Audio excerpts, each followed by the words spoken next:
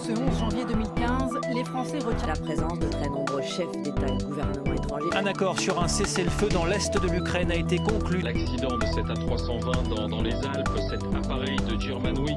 10 personnes, dont 8 Français, ont été tuées dans la collision de 2 hélicoptères. se lancer dans une vraie bataille. Le Parti nouveau est arrivé, c'est les Républicains. L'Assemblée nationale française a adopté une nouvelle loi sur le renseignement. J'assume la responsabilité pour un texte auquel je ne crois pas, mais je le signe. Loi Macron définitivement adoptée aujourd'hui. Le gouvernement qui a eu recours au 49.3 pour la troisième fois. Le drapeau américain a été à nouveau hissé à l'ambassade américaine à Cuba. Amsterdam-Paris grâce à des militaires américains héroïques. Alors que l'Europe peine à faire face à l'augmentation du nombre de migrants, Bruxelles a approuvé une aide de 2,4 milliards d'euros. Cet enfant s'appelait Aylan. L'image fait le tour du monde. Il me reste à vous remercier infiniment d'avoir été fidèle pendant 24 ans. L'entreprise allemande a reconnu avoir truqué le calcul des émissions de ses moteurs diesel. En 2 heures, il est tombé à Cannes l'équivalent de 2 mois de pluie. Un avion de la compagnie russe Metrojet s'est écrasé dans le Sinaï en Égypte. Le peuple s'est prononcé pour la stabilité.